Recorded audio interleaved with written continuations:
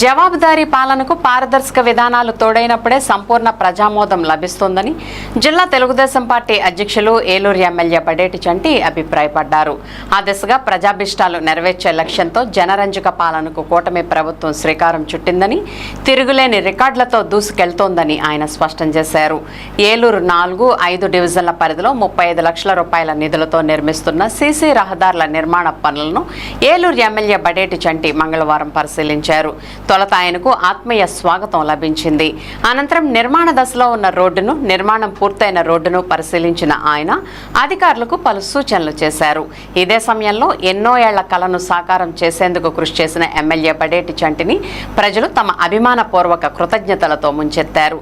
అలాగే స్థానిక ప్రజలను అడిగి వారి సమస్యలను కూడా తెలుసుకున్న ఎమ్మెల్యే చంటి పరిష్కార చర్యలు చేపడతానంటూ హామీ ఇచ్చారు. ఈ సందర్భంగా ఎమ్మెల్యే బడేటి చంటి మాట్లాడుతూ గతంలో తాను పాదయాత్ర చేసిన సమయంలో తెలుసుకున్న ప్రతి సమస్యకు ప్రాధాన్యతా క్రమంలో పరిష్కార మార్గాలు చూపుతూ వస్తున్నట్లు చెప్పారు.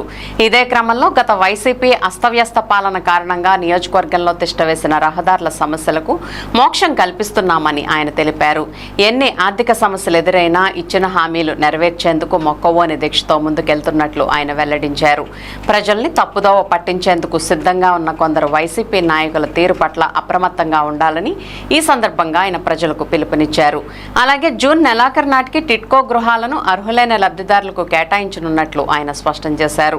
కార్యక్రమంలో మాలల finance corporation director Dasari Anjaneyulu, ఈడా chairman Peddaboina Sivaprasad, deputy mayor Karri Srinivas, co-option సభ్యులు ఎస్ఎంఆర్ పెదబాబు, టీడీపీ నగర అధ్యక్షులు Chode Venkataratnam, secretary Reddy Nagaraju, cluster in-charge Amaravati Ashok, division in-charge Revulagadda Lala Lajpat Rai, Janasena నగర అధ్యక్షులు వీరంకి పండు, బీజేపీ నగర అధ్యక్షులు గాది రాంబాబు, నాయకులు బొద్దాని శ్రీనివాస్, రెడ్డి ఈశ్వరరావు, జాలా బాలాజీ, జిలాని, దొడ్డికర్ల శుభ మల్లిక్, బి మాణిక్యం, సిరిశెట్టి నారాయణ ప్రసాద్, కార్పొరేటర్లు పాము శామ్యూల్, సబ్బన శ్రీనివాసరావు, జనసేన నాయకులు రెడ్డి గౌరీశంకర్, ఉమా తదితరులు పాల్గొన్నారు. ఈరోజు ఏదైతే 15th ఫైనాన్స్లో 35 లక్షల రూపాయలతో 3, 4, 5 డివిజన్లకి సంబంధించి ఏదైతే సీసీ రోడ్డు నిర్మాణం జరుగుతుందో అది పరిశీలించడానికి రావడం జరిగింది.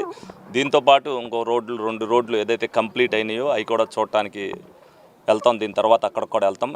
ఏ విధంగా జరిగింది, ఏ విధంగా ప్రజలందరూ కూడా అయిన తర్వాత ఏ విధంగా చెప్తున్నారు అనేది కూడా మాకు తెలియాలనే ఉద్దేశంతో అన్ని రోడ్లు కూడా ఇప్పుడు నుంచి రమారమి 20 నెలల్లో 50 కోట్ల నుంచి 60 కోట్ల రూపాయల దాకా రోడ్లకు కానీ డ్రైన్లకు కానీ ఖర్చు పెడతాం జరిగింది.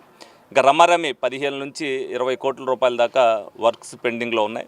అన్నీ కూడా ప్రజలు ఏదైతే మేము ఆ రోజున పాదయాత్ర చేసినప్పుడు కానీ అదేవిధంగా ప్రజలు వచ్చి ఆఫీస్కి వచ్చినప్పుడు మా రోడ్డు ఈ విధంగా ఇబ్బందిలో ఉంది అన్నప్పుడు ఆ రోడ్లను కూడా పరిశీలించి ఏదైతే యుద్ధ ప్రతిపాదకన చేయాలో ఆ రోడ్లు చేయవలసిన బాధ్యత మా మీద ఉంది. కాబట్టి కూటమి నాయకులందరినీ కూడా కలుపుకుని వెళ్తూ ఈ రోడ్డు అవసరం ఉంది అని అనుకుంటే వాళ్ళందరూ కూడా దీంట్లో 3, 4, 5 డివిజన్లకు సంబంధించిన నాయకులందరూ కూడా దీని అవసరం గురించి చెప్పడం జరిగింది.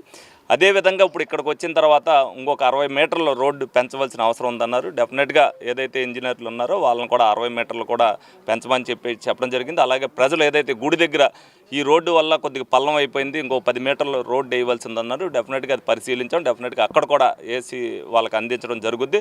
ప్రతి ఒక్కరు కూడా ఎందుకంటే చేసింది కొంతైనా చేయవలసింది బోలంత ఉంది. డీడీల విషయంలో అవ్వచ్చు, టిట్కో డీడీల విషయంలో అవ్వచ్చు, ఏదైనా వాళ్ళు హౌసింగ్ లోన్ తీసుకునేటప్పుడు 2,50,000 అవ్వచ్చు, వాళ్ళంతటా వాళ్ళని కూడా ఎడ్యుకేట్ చేసి ప్రజలు కూడా ఏదంటే ఇప్పుడు నిన్న బంకులో ఆయిల్ కొట్టట్లేదని అంటే డైరెక్ట్గా 6 ఇక్కడ బంకులో ఆయిల్ కొట్టట్లేదని ఎమ్మెల్యే బోలంత ఉన్నించుకుని నాకు చేశారు. నిజంగా వాళ్ళకి హ్యాట్స్ ఆఫ్ చెప్తున్నా. డెఫినెట్గా అంత స్వతంత్రంగా నాకు చేసినట్టు 2 నిమిషాల్లో అక్కడికి వెళ్ళి అది క్లియర్ చేయడం జరిగింది. డెఫినెట్గా ప్రజల్లో ఆ అవేర్నెస్ వచ్చినప్పుడు డెఫినెట్గా ప్రజలు కానీ పరిపాలన కానీ ఏదైతే సజావుగా సాగాలంటే ప్రజలు కూడా భాగస్వామ్యం అవ్వాలి ప్రభుత్వంలో. ఆ విధంగా అవేర్నెస్ తెచ్చుకుని ప్రజలందరూ కూడా బాధ్యత వ్యవహరించాలని చెప్పి ఈ సందర్భంగా తెలియజేస్తారు. గడిచిన 5 సంవత్సరాల కాలంలో ఇంకా 2-3 నెలలు ఆ స్కీమ్ కూడా అయిపోయి అమృత్ 3.0 స్కీమ్ కూడా అతి తొందరలోనే రాబోతుంది.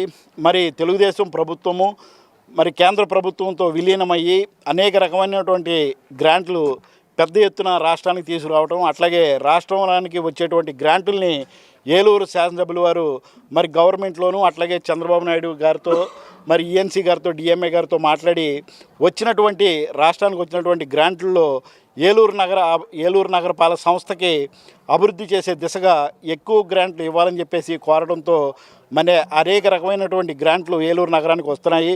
ప్రజలందరూ కూడా ఎవరు కూడా ఇబ్బంది పడకుండా రాబోయే 3 సంవత్సరాల్లో ఏలూరు నగరానికి కావాల్సినటువంటి అన్ని అభివృద్ధి పనులు చేస్తానని చెప్పి గౌరవ శాసనసభ్యులు వారు చెప్పడమే కాకుండా ప్రతిరోజు కూడా ప్రజల మధ్యలో ఉండి వాళ్ళ అవసరాలు తీరుస్తూ చేస్తున్నటువంటి అభివృద్ధి పనులు ప్రత్యేకించి ఆయన పర్యవేక్షణలో నగరంలో ఉన్నటువంటి తెలుగుదేశం అట్లాగే కూటమి నాయకులందరినీ కూడా కలుపుకుంటూ అభివృద్ధి పదంలో నడిపిస్తున్నటువంటి మన శాసనసభ్యుల వారికి ప్రజలందరూ కూడా మద్దతు ఉండాలని చెప్పేసి ఈ సందర్భంగా తెలియజేస్తున్నాం.